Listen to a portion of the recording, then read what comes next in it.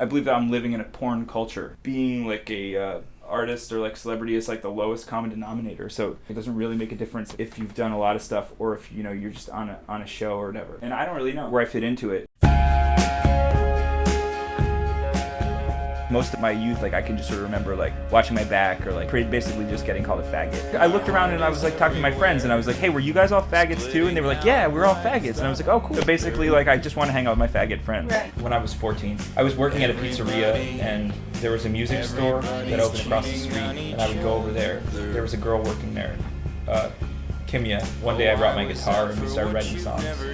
And then one day we had like a play date kind of. My parents were like, oh, you've got an older friend. Ain't too proud for kneeling. My pity.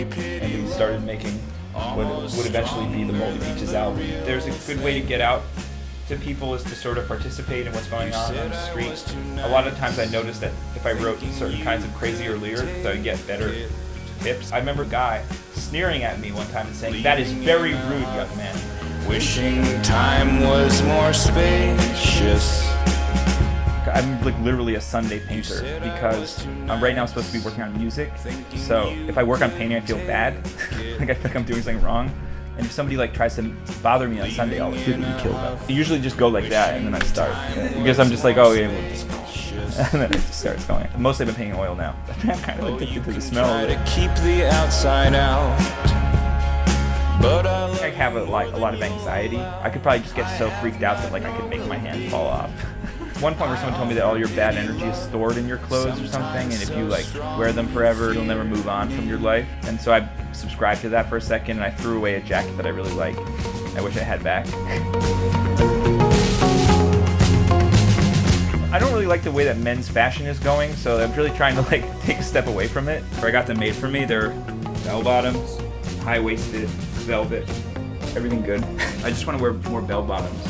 I like that style. I've been wearing them for a few years hoping they would catch on, but it doesn't seem like they're going to catch on. It seems like it's just me that's going to be wearing them. This hat is a Borsalino. I copied this style from Fellini. I like Fellini's style a lot. So I have an album coming out with Pinky, duets with her. Mistake my pity love for the kind that needs you.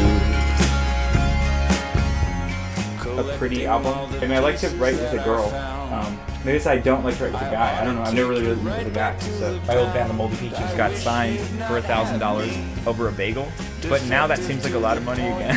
That always left your boyfriends laughing. It used to be that people would buy albums that made money and then musicians would get that money. Famous and broke. It's like the internet story of being a musician. Take you right back to the pound. I wish you'd not have me. Defective to the point. But my hope is that there's some kind of empowerment that everyone will feel through being able to be communicating with each other so much. It's not really for me to say like what people should be spending their money on, you know? I wish people didn't treat everything like it was garbage. I wish clothes had cool little windy parts and little things that people made. I wish that people kept their clothes for longer and fixed them. I wish the whole world wasn't so disposable. I wish art was more important to people, and I wish that it was in everything.